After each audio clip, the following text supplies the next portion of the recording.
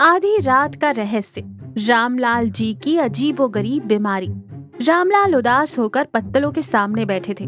पत्तल में उबली हुई लौकी के टुकड़े और बिना नमक की दाल पड़ी थी। विमला, अरे इंसान हूँ तो थोड़ा मिर्च मसाला तो चाहिए ना। अगर ऐसे ही घास फूस खाता रहा तो कल को भैंस की तरह रंभाना शुरू कर दूंगा। चुपचाप खा लो। परसों डॉक्टर गुप्ता जी ने ही तो कहा था, रामलाल जी अगर आप मटन के चक्कर में पड़े तो यमराज भैंस पर नहीं सीधा जीप लेकर आपको लेने आएगा। जान प्यारी है या जीप का स्वाद। उस डॉक्टर का मुंह झुलस जाए, उसे खुद मटन हजम नहीं होता, इसलिए सबको मना करता फिरता है। तभी पड़ोस में रहने वाला भोलू आ टपका। क्या रामलाल भैया, मुंह क्यों लटका रखा है? चलो छोड़ो, कल रविवार है ना, अपने गांव के मेले में वैसे भी दावत होगी। कोई मेला वेला नहीं है, कोई दावत नहीं है। इनके लिए कल भी लौकी का जूस ही बनेगा। रामलाल की आंखों में आंसू आ गए। भोलू बेचारगी से उन्हें देखकर चला गया।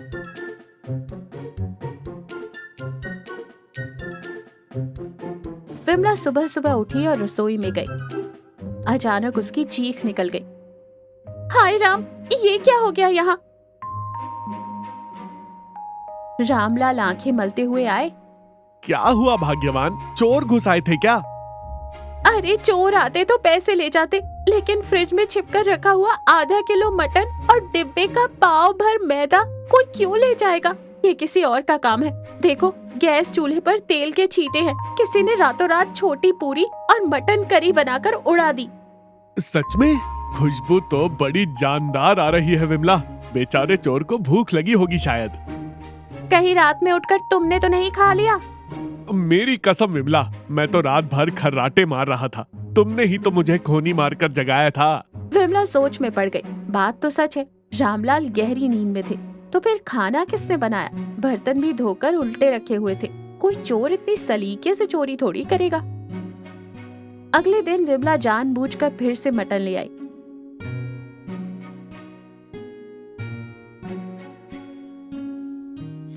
लेकिन इस बार वो सोई नहीं, दरवाजे के पीछे छुपकर बैठ गई। रात का 1 बजा।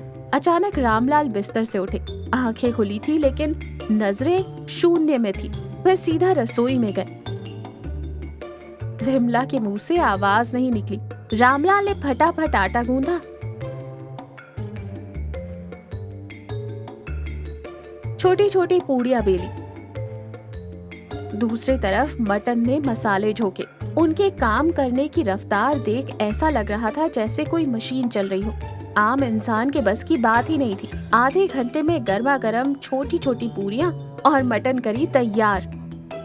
उन्होंने सारा खाना एक बड़े पतीले में रखा और पिछला दरवाजा खोलकर बाहर निकल गए। विमला दबे पांव उनके पीछे चल दी। वहाँ का नजारा देखकर विमला सन्न रह गई। वहाँ पड़ोसी भोलू, डॉक्टर गुप्ता और गांव के 2 और लोग पत्तल बिछाकर इंतजार कर रहे थे। सब एकदम चुप थे। रामलाल वहाँ पहुँचे और किसी रोबोट की तरह सबको खाना परोसने लगे। वाह, आज नमक एकदम फिट है यार। कल थोड़ा ज्यादा हो गया था। इन रामलाल जी के हाथों में जादू है भाई। होश में रहते हैं तो डर के मारे पकाते नहीं, लेकिन नींद में चलते हुए जो खाना बनाते हैं वो अमृत जैसा होता है। रामलाल भी बैठ गए और मजे से 4 पूरियां और मटन के टुकड़े खाए। फिर सारी प्लेटें एक झोले में डाली और वापस नींद में चलते हुए घर की तरफ चल दिए।